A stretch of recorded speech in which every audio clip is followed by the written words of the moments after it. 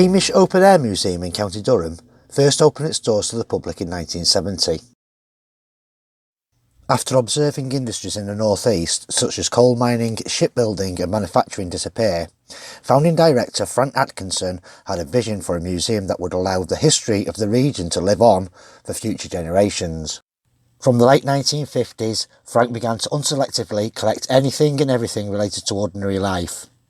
The items in the museum now stands at a staggering 2.5 million objects. We start our journey at the 1900s Pit Village, which includes a fish and chip shop, a chapel and a school. Davy's Fried Fish Shop opened at the museum in 2011. It's named after the last coal-fired chip shop on Tyneside, run by brothers Brian and Ramsey Davy until 2007. The serving counter and the Nuttall 1934 coal-fired range came from their original shop in Winlerton Mill. If you want some dab and chips cooked in beef dripping in a coal-fired fryer, the wait is well worthwhile.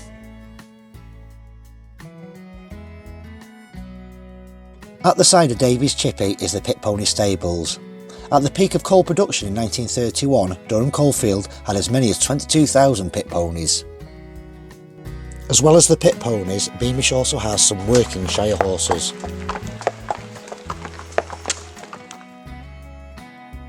The chapel at Beamish represents a typical Wesleyan Methodist chapel of the early 1900s.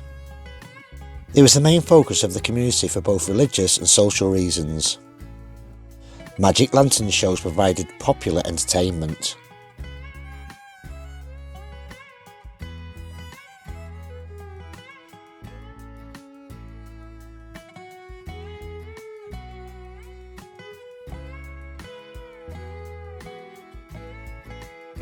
Next is the school.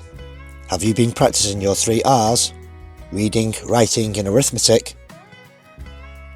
This building at Beamish opened in 1992 and came from East Stanley, a couple of miles away from the museum. The original school opened in 1892. Back then the leaving age from school was 12, with many boys going off to the mines to work. Directly opposite the chapel and the school is Francis Street. The cottages came from Hettonley Hole on Wayside. 6 homes of a row of 27 were moved to the museum in 1976. These was originally built in the 1860s by the Hetton Coal Company. The museum has recreated how different families would have lived in the period before the First World War. At number 1 Francis Street is the mine manager's office. His office would have been used to receive important visitors such as investors and officials in charge of day-to-day running of the mine, which we'll see a little bit later in the video. Number 4 depicts a widow's home. Women who had husbands killed in pit accidents could remain at colliery-owned homes so long as they had sons still working in the mines. In front of the cottages are the allotments. Homegrown vegetables were an important source of cheap food during this time. The museum holds an annual leek show event as part of the Great North Festival of Agriculture. To the rear of the cottages is a typical back alley of this period.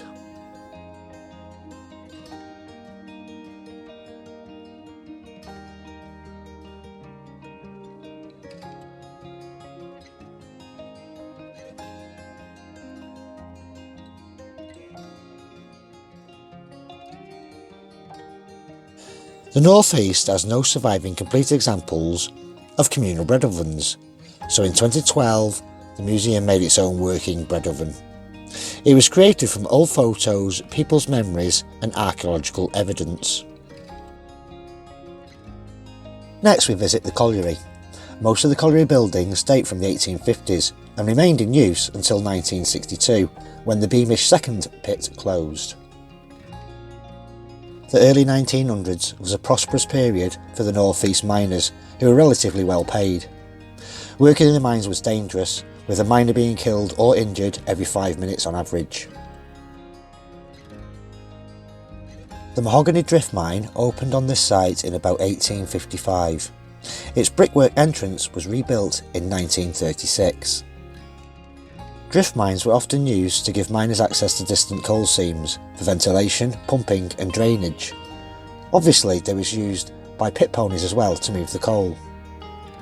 For safety reasons, the mahogany mine is by guide, with tours every 40 minutes or so throughout the day.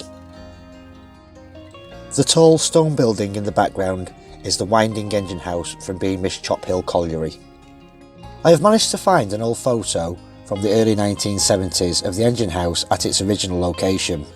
I will leave a link in the description box below to this website.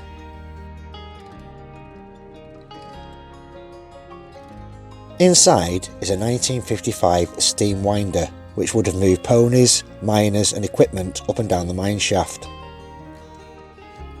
In the foreground is the wooden heapstead. This particular building came from Ravensworth Park Mine in Gateshead. Inside you will learn how the coal was processed. The engine shed at Beamish was formerly situated at the second pit and dates from 1885. It houses an impressive collection of colliery engines.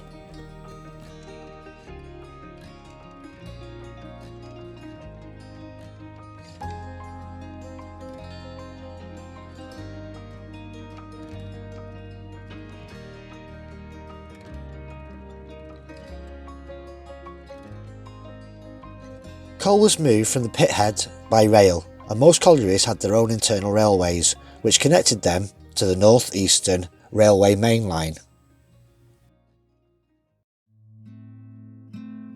Discover what life was like on the home front during the Second World War at the 1940s farm. During the Second World War, farmers were exempt from being called up to the armed services. The farmhouse had electricity and gadgets which benefited housewives who had to run a household as well as doing wartime farm work. In the kitchen could be found a traditional black range.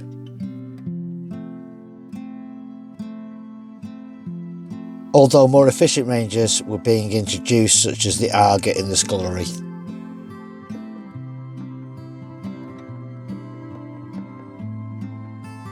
Many families invested in a wireless set, which provided vital news and information during the war. At 9 o'clock in time, it was announced that a 2-hour ultimatum had been delivered to Germany, that at the end of that time hostilities must cease or Germany and Britain would be at war. At 11:15, the Prime Minister spoke to the nation. I am speaking to you from the Cabinet Room at 10 Downing Street. Outside the cottages is an Anderson shelter.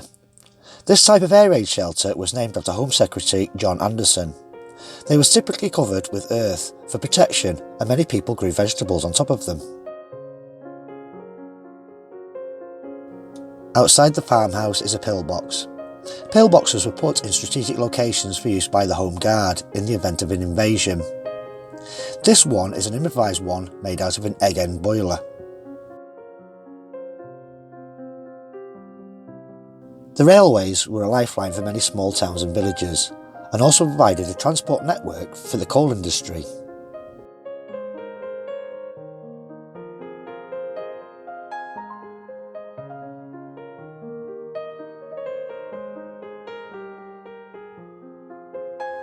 Roley Station is from Roley, near Consett, and was built in 1867.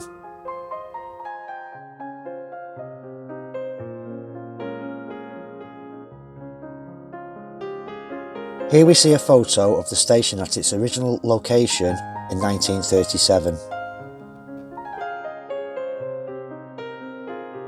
The station was the first relocated building at Beamish and opened in 1976. Just next to the station is the fun fair and the merry-go-round.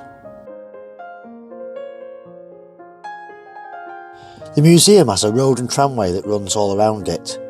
Visitors can ride on the historic buses and trams to various areas of the museum.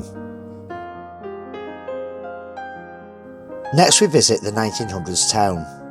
The town was a film location for the global hit Downton Abbey and the television series, with the streets, the garage, the grocer's shop and the museum vehicles being featured.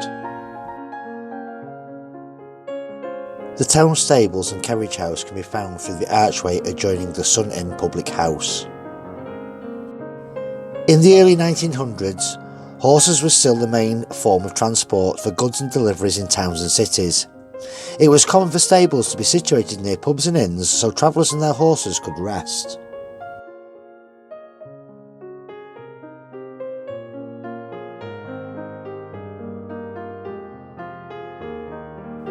Edwardian banks aimed to make an impression that gave its customers confidence in its financial security and stability, and the one at Beamish displays this brilliantly.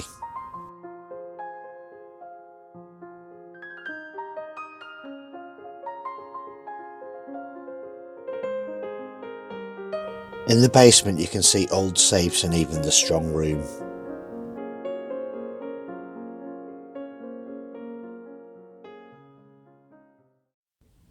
So I'm going to take this opportunity just to round off the video here.